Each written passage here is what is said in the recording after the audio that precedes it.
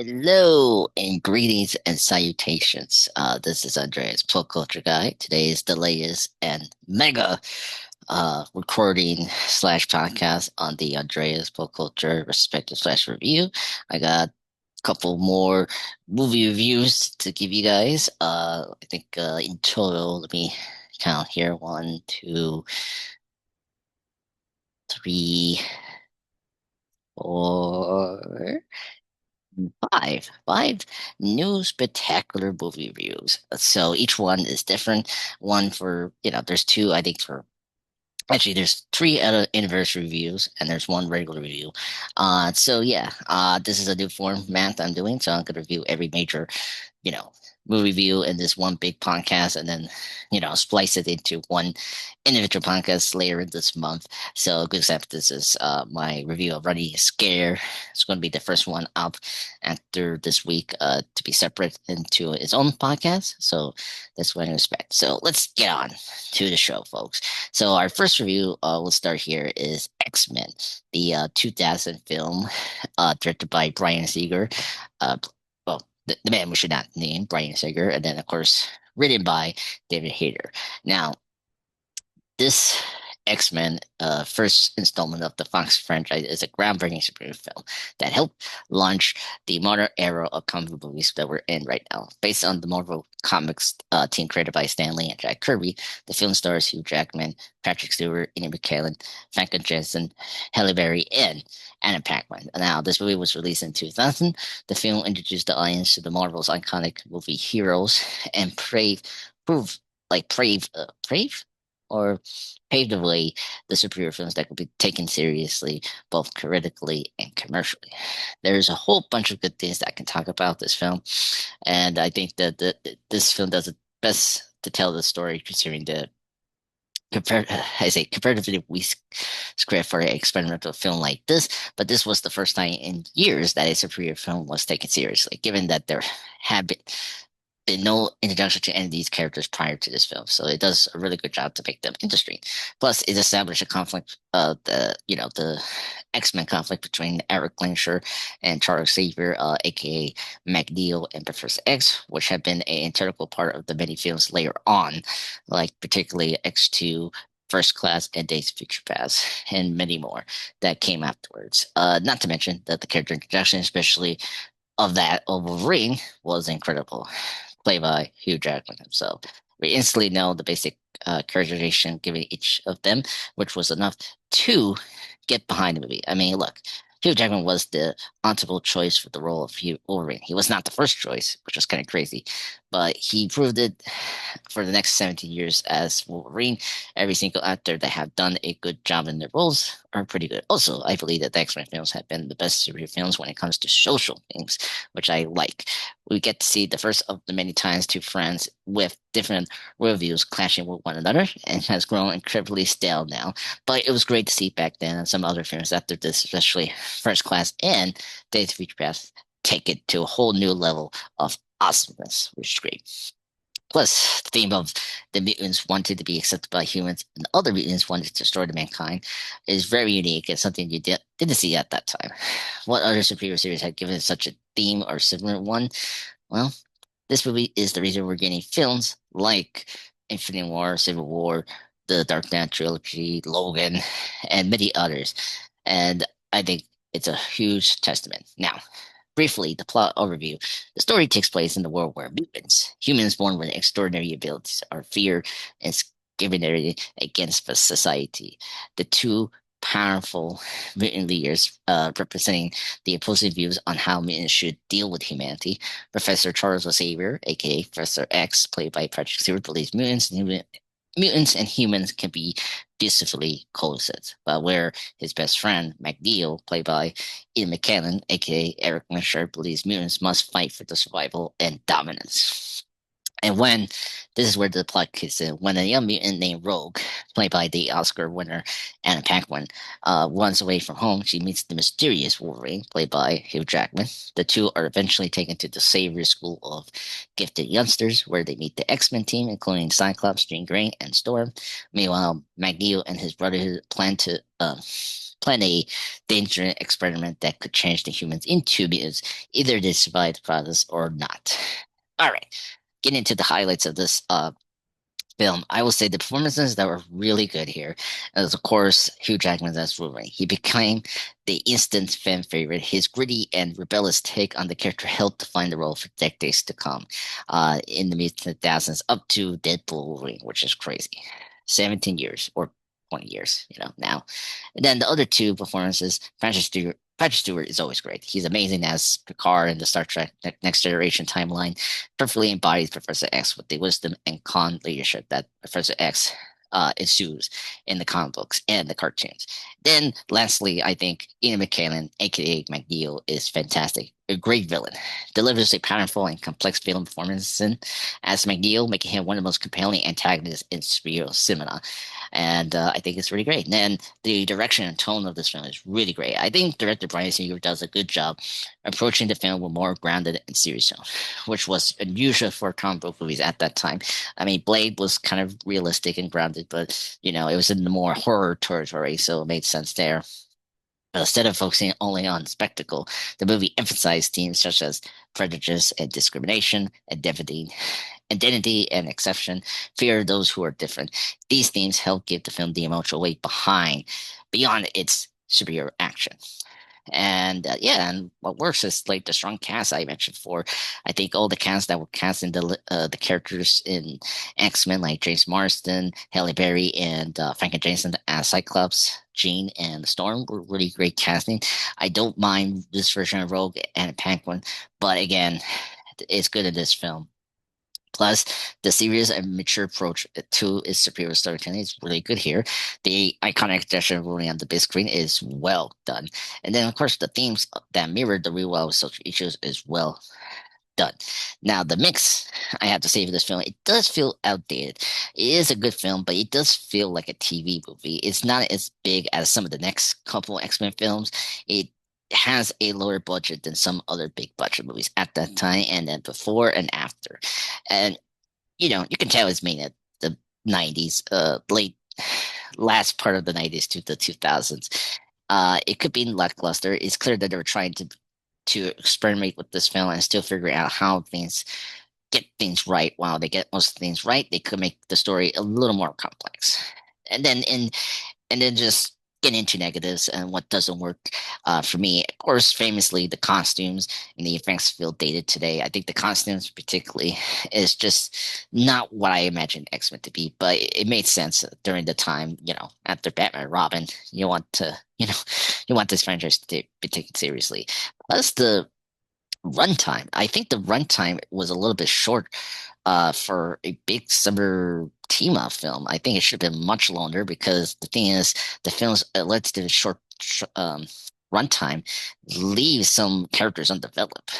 I mean, especially with the like Brotherhood of Mutants don't even get like a clear development, which is a shame. And then the action scenes are limited compared to modern superhero films. The action in the first X movie is not good. It's okay. I mean, I don't think Bryan Singer knows how to direct action, and I think that's one of the weak parts of his. Um, when he has good, stunt corner, they can make good action. But in this film, he didn't have a good stunt corner, which is weird because they got Cake One who's in this film, but I think they should more use him more, and maybe he had some ideas that maybe just wasn't feasible for the budget or something like that. And plus, lastly, just wrapping up, I think the story is quite a bit of a throwaway story. I don't think the story like it feels complete, but there's a lot of things that doesn't make sense, or there's a twist that I forgot that there was a twist, like the twist of Magneto wanting Rogue instead of Wolverine. That didn't like was so flat because it made sense it was Rogue because of her powers, but I don't know what they were doing. I think the um that didn't work. And plus, it just feel like the movie becomes a little goofy and cartoony after the twist. After that, some almost feel like they were shoehand just get some comic advocacy as well, not to feel justified, like the famous "What You're Expecting" Little Spandex, which is oh yeah, I want Little Spandex in my movies. Believe that your basic elements right. It doesn't matter. not daily accurate with the comics, but if you want to be so, make some baseline for that or adjust your expectation for this film. But yeah, so final verdict, I think X-Men, the first film, is a important film in the history of superheroes cinema. It helped pave the way for later franchises like the Spider-Man trilogy and eventually the Iron Man launching the Marvel Cinematic Universe. While it may feel smaller in scale compared to today's comic book blockbuster, it remains a smart and character-driven superhero film that successfully brought the X-Men to life. In conclusion, is a movie that it sets the genre back on track forever, which is good. While the story and script might feel a little lazy when viewed today, you can see that the execution of the ideas were good as humanly possible. If you were a superhero movie fan, it's a must watch. Not because it's insanely great, but it's just a reminder that at least us where we are right now. I'm a huge fan of the superhero genre, and of course, all credit goes to the MCU and the Nolan Batman films. But the good X-Men films and the Raimi's first two Spider-Man films are absolutely, uh, I absolutely love, and just like the MCU and the DC films are part of the Nolan trilogy. You know, um, without them, it feels like the genre was born because it all started because of the first X-Men film. I have a very special place for this film in my heart as a fan. So I will rate this, yeah, I'll give it like a 4 out of 5. So thank you for joining the review of X-Men, the 2000 film. So now let's get into Once Upon a Time in Hollywood. So in the MC Bleeding Edge, this was just movie picks, so I decided to maybe do some Once Upon a Time Hollywood content. So here's my review on Once Upon a Time in Hollywood, a 2019 comedy drama written and directed by Quentin Tarantino. Film stars uh, Lando DiCaprio, Brad Pitt, and Margot Robbie. The film takes place in the 1969 Los Angeles during the final years of Hollywood's golden age and the rise of the counterculture film. So, as the plot follows, the story follows Rick Dalton, played by DiCaprio, a fading TV Western actor struggling to stay relevant in the rapid changing Hollywood's industry. By his side, excuse me, by his side is to his loyal stunt double, best friend Cliff Booth, played by Pitt, a laid-back war veteran who's often handles Rick's stunts and day-to-day support. At the same time, the film shows also the glimpses of the rising star Sharon Tate, played by Robbie, who is Rick's next door neighbor, and Tarantino weaves these storylines together while gradually building the intensity around the famous Charles Manson cult and the real life events that connected to the Tate murders back in 1969. But most importantly, this is a love letter to a film industry that is no longer recognizable. Hippies, short skirts, westerns all have disappeared from our movie world, but worry not. Heritage is here to remind us the old school filmmaking from once beloved industry, which has been described as being on life support. The performances of this cast are flawless. I was, you know, I wasn't familiar with the events of the Tate murders that occurred on August 8, 1969, and how it could be handled by Tarantino, but it was handled tastefully, I would say, and respectfully. Yet, with the classic Tarantino flair, you got Leo DiCaprio and Brad Pitt give career high performances. I think is one of their best in their careers. DiCaprio playing Rick Dalton, a TV cowboy actor who longs for movie stardom, but has not hit the streets like some of his peers. Then you got Pitt, plays like who's playing Cliff Booth, his stunt double slash driver, all around best butt ever in film history. I'd say they are represented doubles of each other in real life.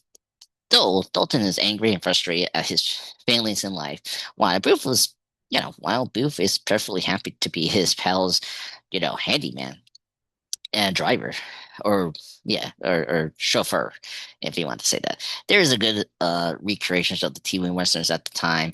Dalton, being the star of the Bounty Law, a show that never existed, but is clearly based on the Steve McQueen's Wanted Dead or Alive series.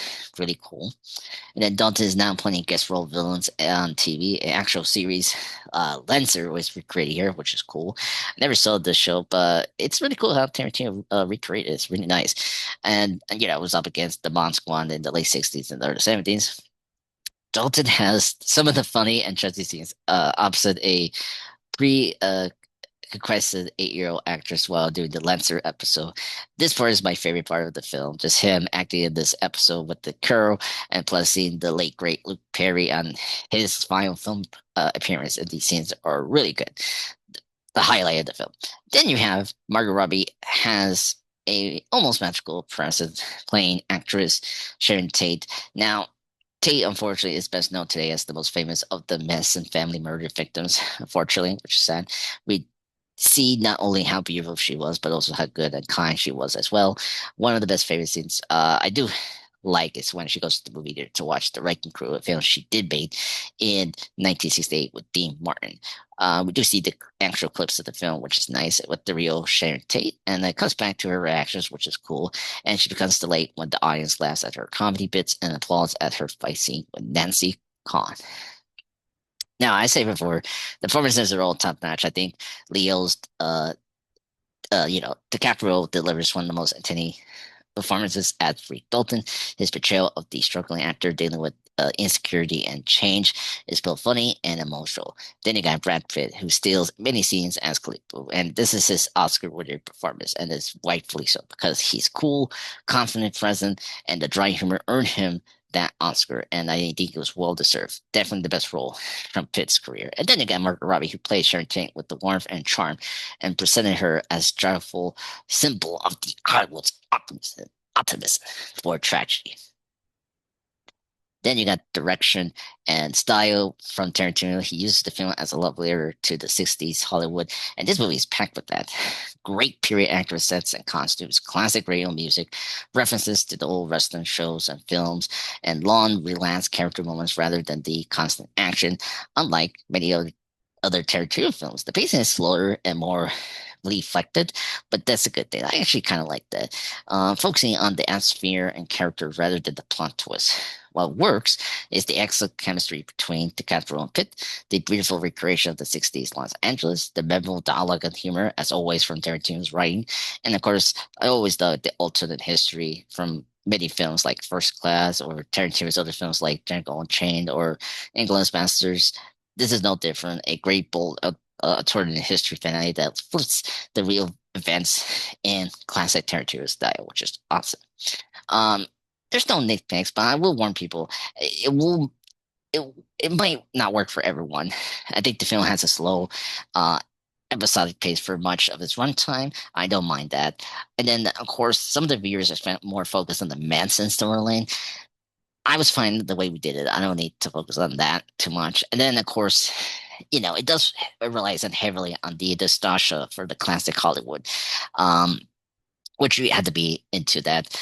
And, final verdict, I will say Once Upon a Time in Hollywood is less about traditional story and more about capturing a moment in time in Hollywood history.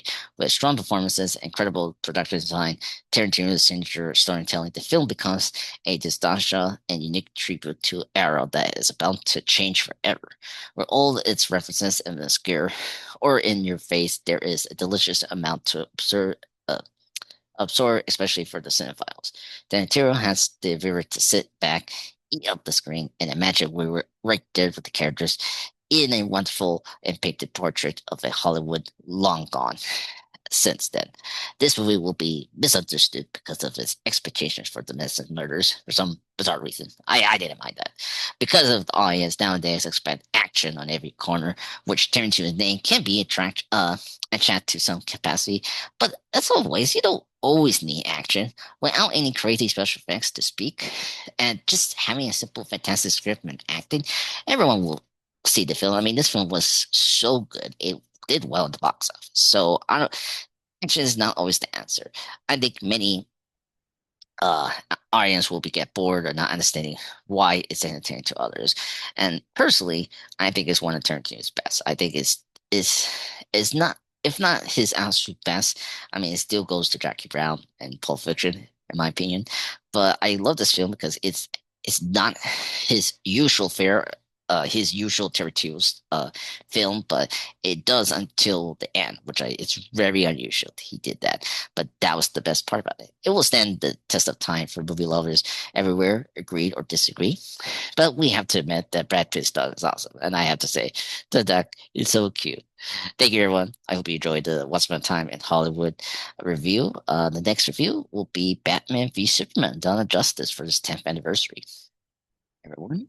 Today is another Respected Large review. It's on Batman v Superman: Dawn of Justice, directed by Zack Snyder, written by Chris Terrio and David Goyer, starring Ben Affleck, Henry Cavill, Gal Gadot, and Jesse Eisenberg. Now, it's a very ambitious real crossover directed by Zack Snyder, bringing together the two of the DC's most iconic heroes, Batman and Superman. And the film serves both a sequel to Batman, it's both a sequel to Man of Steel and the foundation of DC Extended Universe, the first of DC shared universe. Now, the plot overview. Following the destructive events of Man of Steel, the world is divided on how to review Superman. Some see him as a hero, a savior, others fear him as a dangerous godlike being.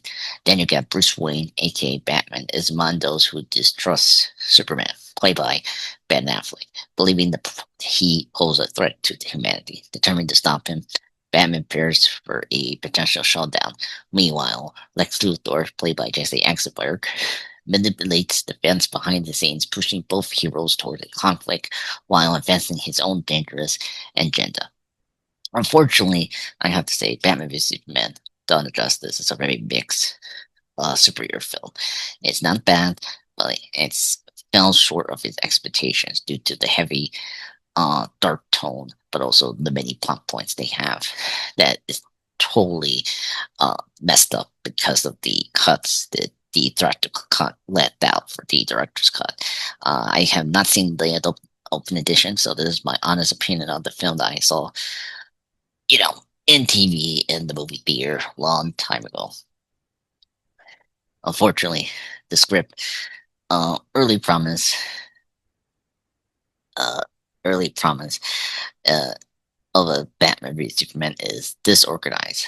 Lead for the movie that carries itself with unearned confidence. You see every card it's about to play in 10 minutes before the movie plays it. Yet Snyder doesn't just slap each one down on the table with gusto. He keeps pointing to it, telling you what rank and suit it is, or how to say the suit it is. We surely have submits that the identical first names of Bruce, then a biological mom, and Carol's adopted mother, Martha, could come into play eventually. But the film is so worried that somebody might not get it that it has the Thomas Wayne, see it in his dying breath, Martha.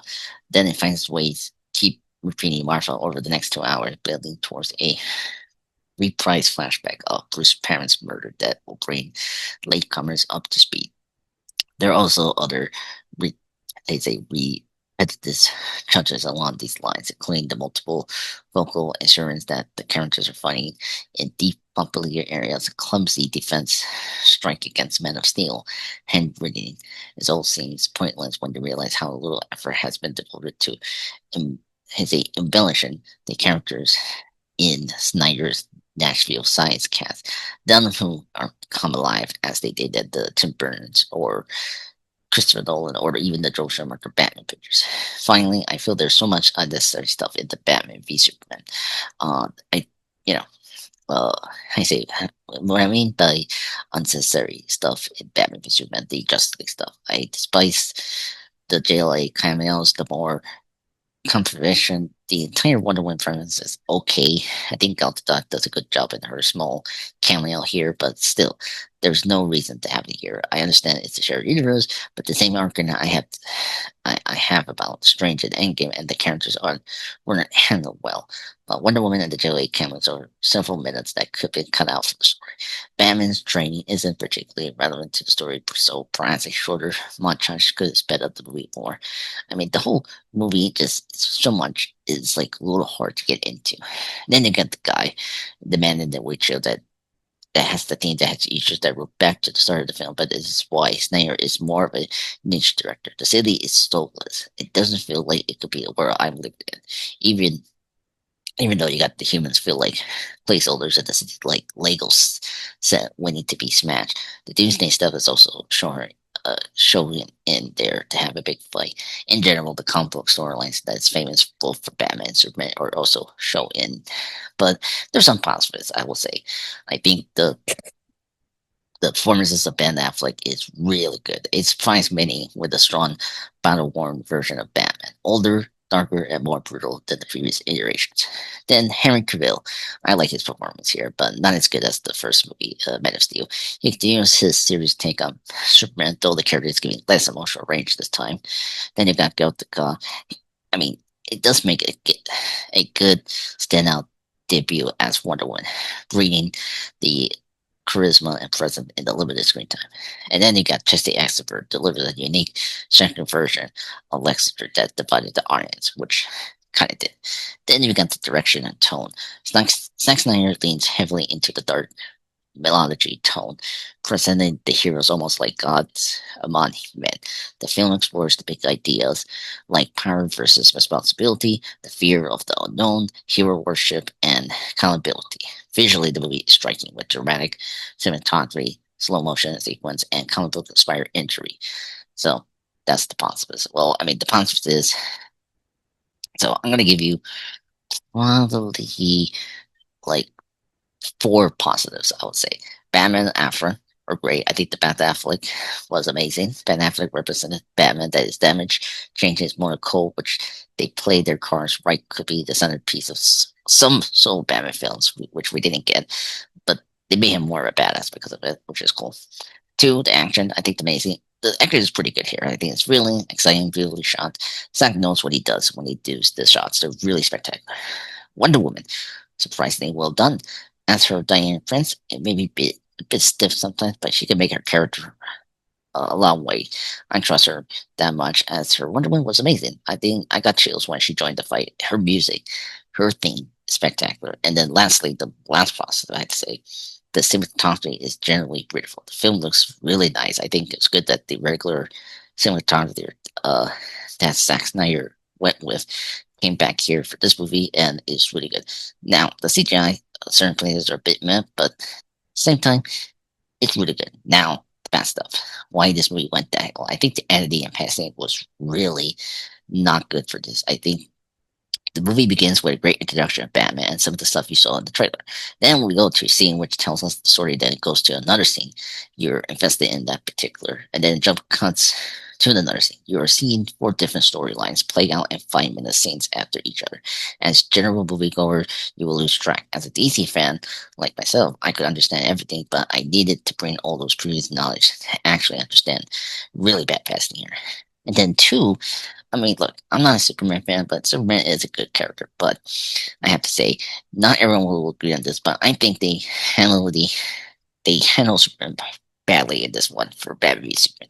He needs to be the simple hope, yet he's never exactly that. There was center certainty montage where it shown that he was, but it never felt that he was. This representation was too dark. This was also more of a Batman movie with Superman playing a small part in that. Yeah, Batman's world is too dark for Superman. If you want to combine the worlds, let's Batman play a role in Superman's role.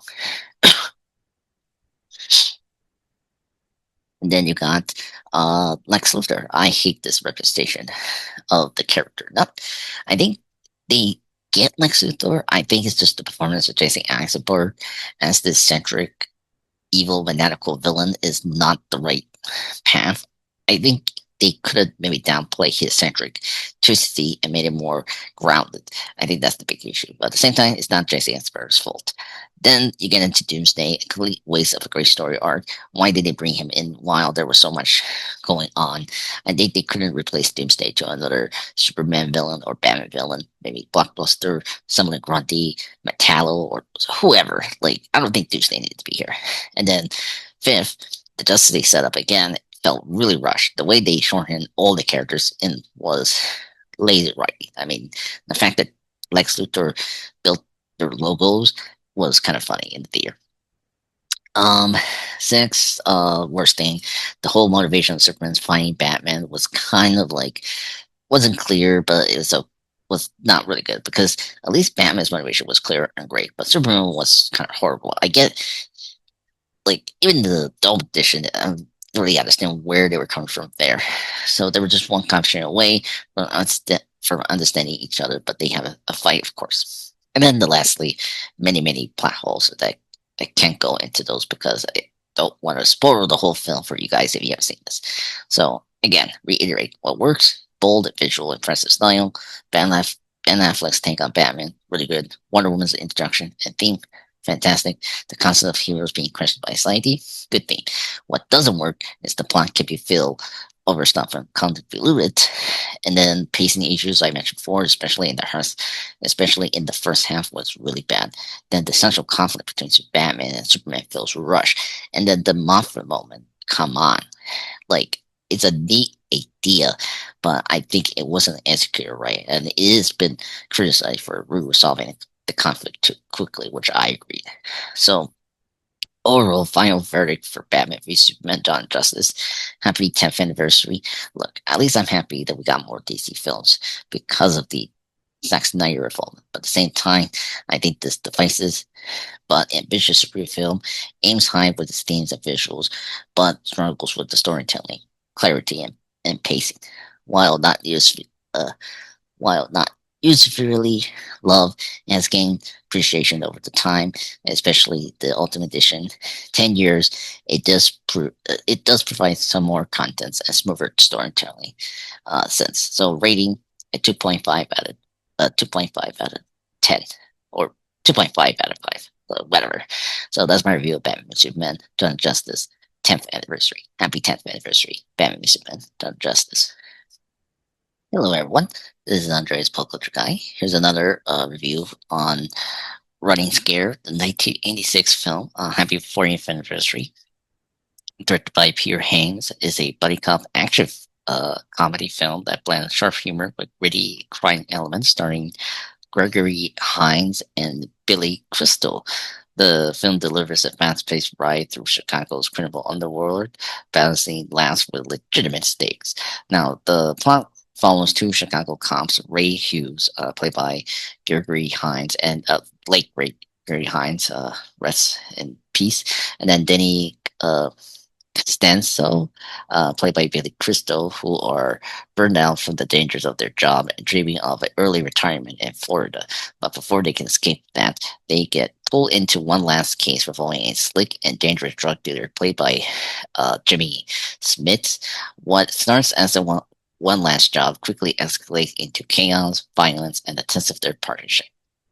Wow, this is uh, one of the most underrated buddy cop film. This one, my dad really liked this one because of the music video from Michael McDonald's Sweet Freedom.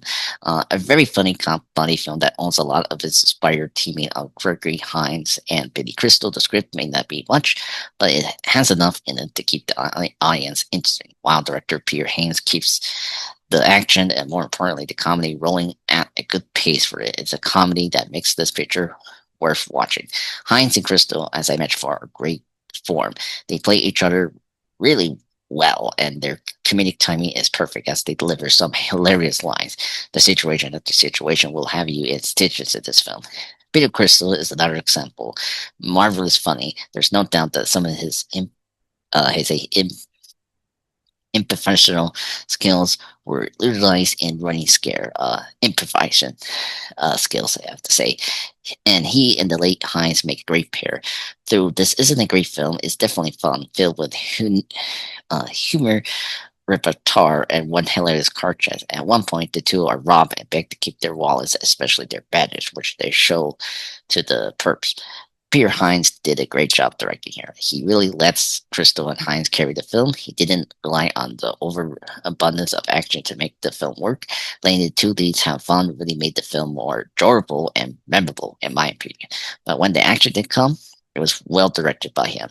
Pretty well uh, spectacular, I'd say. And nothing was ever too far fetched like some other buddy cop films I'd seen. The train car chase aside, definitely be the highlight of the film. And look out for future works from Hines because he really does a good job with action films in general. And There is honestly a little to offer in the action department as well, but there is a slick and well-made, wonderful sequence I mentioned before, particularly the train track scene, at least somewhat realistic. I have to say, there is a small shootout in the alley near the beginning. That shootout on a boat on a dock, and the shootout in an apartment, pretty good. And I mentioned before, a fast-paced car chase on the train track. And finally, a explosive shootout in which Denny and Ray head into a larger building, armed to the teeth and aided by two other cops to get the drug dealer Gold, Gonzalez and save Danny's ex-wife. The car chase, especially, was very memorable, as mentioned before, and may actually rank one of my favorite car chases in all time. Many funny moments, and I mentioned before, some great music, including the wonderful "Sweet Freedoms" sung by Michael McDonald, and some of the actors appear in his song, which you can see on YouTube. It's one that my dad likes. As I mentioned before, the chemistry between Gary Hines and Billy Crystal in the films is the biggest strength. The dramatic feels natural and like real partners who spent years on the force. Uh, Gary Hines, the late great Gary Hines, brings a cool and grounded presence, which is really great. And then Billy Crystal delivers a rapid fire humor without turning the film into a full comedy. Then the villain, Jimmy Smith plays the villain, where charisma and menace make him more than just a standard bad guy, which is good. Their interplay keeps the movie engaged, even when the plot follows very familiar body comp beats, buddy comp tropes. The action and tone is really stands out in this film because it doesn't lean too far either direction. It's not over the top as the layer body comp films, but it's not overly serious either. The the car chase and the shootouts I say far feel really raw and practical, very 80s style. The comedy is character driven, not slapstick heavy. The tone shifts smoothly between humor and intensity. Director Peter Hines gives the film slightly a darker edge than you might expect, especially compared to films that came later in the genre.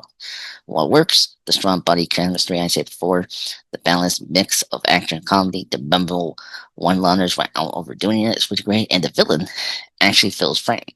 Now, what doesn't work is the plot is somewhat predictable, and some of the pacing dips in the middle, unfortunately, but it doesn't push the genre forward in a major way, unfortunately. But final verdict, and just wrapping up, Running Scare is a solid, entertaining entry in the body comp genre that relies heavily on the lead's performances, and that actually works. It not be it it may not be as iconic as the later films like Lethal Weapon or 48 Hours or Rush Hour, but it holds its own with charm, energy, and the duel that generally is fun to watch. As I say before, this film is criminally underrated. So happy 40th anniversary, Running Scare. It's really only recognized as by 80s action buddy cop film enthusiasts like myself. But even though in my circles, I feel it doesn't really get its due. And it gets, overshadowed by the obviously superior Lethal Weapon or Rush Hour or, 48 Hours I mentioned before. But it really, uh, you know, I see. I get that Lethal Weapon started the buddy cop fate that happened in the 80s and 90s, which we're in love with. But happy 40th anniversary, Running Scare. You deserve some recognition. So the rating for this film will be a 7.5 out of 10. Highly recommended. Please watch it. All right. Now, right. Hello. This is Andreas Pop Culture Guy. Today is the latest Andreas Pop Culture Perspective slash review. It is on Green Room, directed by Germany Solman, starring the late great Anton Yelchin, uh, Image Boots, and Patrick Stewart. Now, overall, the plot is the Green Room is a brutal fiction thriller that blends punk rock grit with siege horror. The story follows a struggling punk band who, after playing a gig at a remote neo-Nazi bar, witness a murder and become a trap and backstage, fighting for survival against a violent, organized group. Now, this is written and directed by one of the most promising writing directors of all time, Germany Slender. Primo is one of those perfect magic thrillers with original and premise and style, perfect pacing, tight built knit editing. Is while it may be a little chaotic, it never loses the investment of the character. One of the biggest surprises I seen in 2016 after all the Well, not after the balls. Actually, someone invited me to see this film, and it was so perfect. Simply, I couldn't wait to check this movie out, and I'm so happy I'm gonna dive into this movie more in my channel because it's really fantastic. I mean, the premise is good, the unique cast were fascinating, and the film delivers it both. So, while we have many thrillers in the past where people get locked into a room or find a way to escape, we haven't had one with this unique voice behind it. The director managed to spin around with the premise and deliver a thriller that is stylish without being noisy or overdone.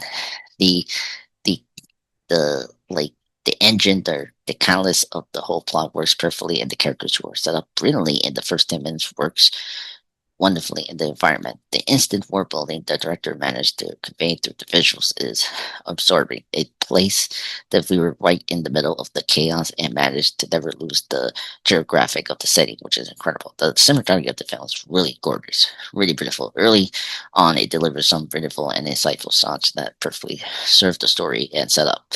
But once shit starts hitting the fan, the editing of the film comes mergely, I think, comes virtually into play and does a superb job. The intensity atmosphere conveyed throughout the color and pace never leaves in the screen and pervades the audience in every second of the film until the end. Just as a survey is definitely the makeup department, which had a couple of really key moments that hit the viewer like a brick and contributed in giving a sense of anxiety and fear that once again is appended to the audience for the whole duration. Ultimately, it comes down to the three central performances in the film by Yachin, Boots, and Stewart, who are all remarkable great, or whom are all remarkable great. The highlight definitely being Boots for me, who managed to totally disappear in the role to the point that I didn't know she was in the film until I read the cast list. That was very true. I have been a great fan of her work. I'm very happy she's getting more to do here. And then normally you don't see Stewart in this kind of role, a villain role. He has been a bad guy before, but nothing like this. While he may be a 70-year-old man, he enters the room in his control and the way that yonder muscle up Nazi say virtually nothing and in retort to his commands and hand on his every word exhibits his power among the collective. It was nice and welcome touch to the proceedings, which is really great. And then into the performances, I said before, the big one for me I need to bring up is the late great Anton Yelchin. Really sad he's not longer with us, but he does deliver a grounded and human performance as Pan, making every decision feel desperate and real. This is one of his final roles, as I mentioned before, I understand that's one of the strong testament to his talent. And then you get the director and his tone. I think this director from his another work, Blue Ruin, keeps the film lean and relentless. There's no waste time. Once the intensity starts, it really lights up. The tone is raw and unpolished in the best way. The violence isn't stylized, but it's sudden and messy and uncomfortable. The realism heightens the suspense and makes every moment feel dangerous. The atmosphere and themes is really good. The punk setting isn't just aesthetic; it enforces the film's themes of survival, authoritarian, and being trapped in a system that you don't understand. This really explores that well. The moral ambiguity. No one is truly prepared for the situation. The illusion of control, and then the group of dynamics under extreme pressure is really good here. What makes it stand out? I mean, the claustrophobic locked in room intensity is really good here. Really shocking and scary. The smart, realistic decision making of the characters don't feel dumb.